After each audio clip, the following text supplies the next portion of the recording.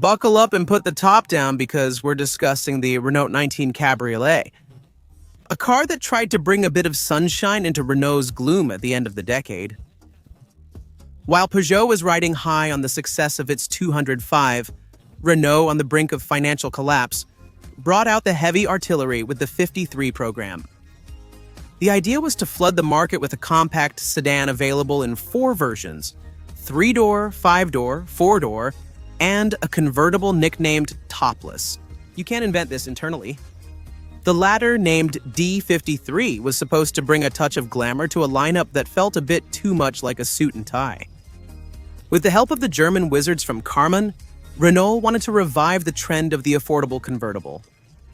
Similar to the Caravelle, which was discontinued in 1968. Driving with the wind in your hair without breaking the bank.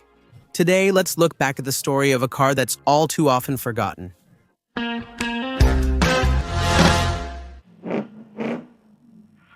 At the end of the 80s, Renault was in trouble. The project to establish themselves in the United States was a failure.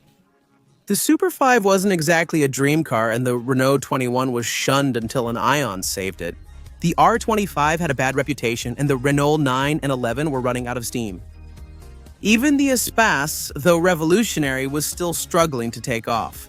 With finances in the red, Renault had to make some radical choices. Bye-bye America, hello R19, and German quality. This compact car was supposed to cast a wide net in a key segment, that of compact sedans, by competing with the best Europeans, especially in Germany. The idea was to offer a reliable, serious car, but also a bit sexy with this convertible to spice up the lineup. Because let's be honest, a sensible sedan is nice, but a convertible is immediately a bit more fun. That's where the D53 convertible comes in. Unlike the sedan, which was designed to appeal to the widest audience, except maybe the 16S, the sporty one of the group unveiled in 1988, the convertible was meant to make hearts race. Renault knew that this market was a niche, and despite the brand's failure in America, the experience of the Alliance convertible in the United States of America had at least proven that a convertible could add some flair to a somewhat bland lineup.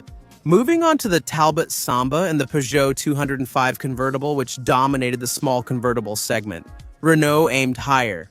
A compact convertible with 4 real seats, and above all without unsightly roll bars, which you can find especially on the Rover 200 the Golf, or even the Escort Cabriolet.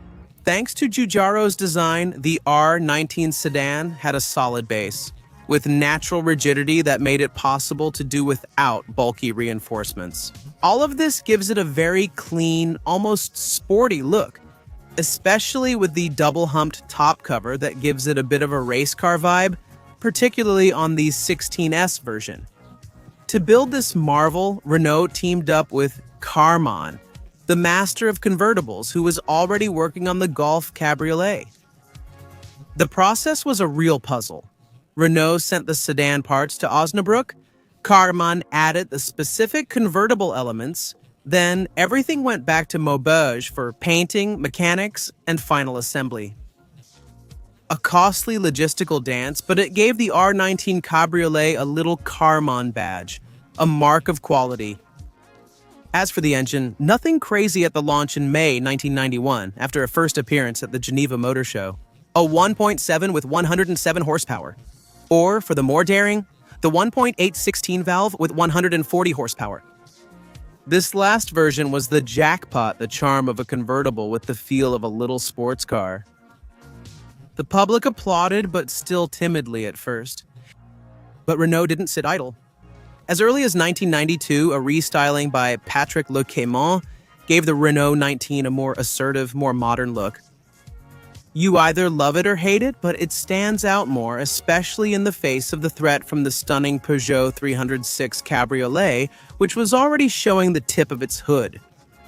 The engines were adapted to meet anti-pollution standards. The 1.7L stays at 107 horsepower. The 16 valve goes up to 137. And a new 1.8-liter 8-valve with just 95 horsepower quickly replaces the 1.7L. At the entry level, the prices aren't cheap.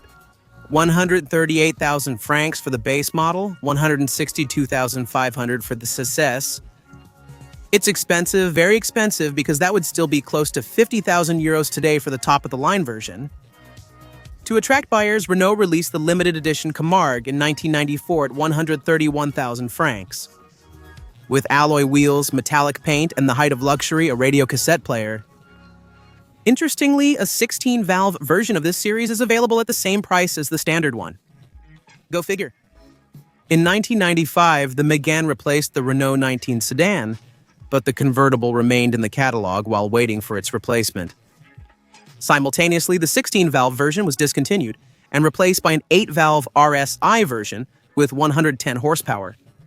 But let's be honest, the Peugeot 306 Cabriolet, with its design by Pininfarina, took the lead in 1993 and made all the competition look really outdated. And mainly the Renault. When the R19 Cabriolet bows out in 1997, it totals 29,222 units sold. It's not a fiasco, but it's not a triumph either. Especially compared to the 306, once again, which found its audience better. Despite very similar prices, the high price of the R19 and its less captivating design held back its success. Yet today, a Renault 19 Cabriolet remains an affordable youngtimer for those who want to drive something different while still having relatively modern equipment. Especially since very few R19 Cabriolets benefited from an optional electric convertible top system. A real rarity for a car in this segment at the time, which enhanced its practicality and premium feel. In addition, the 16S version was equipped with specific sport suspensions, optimized for better handling.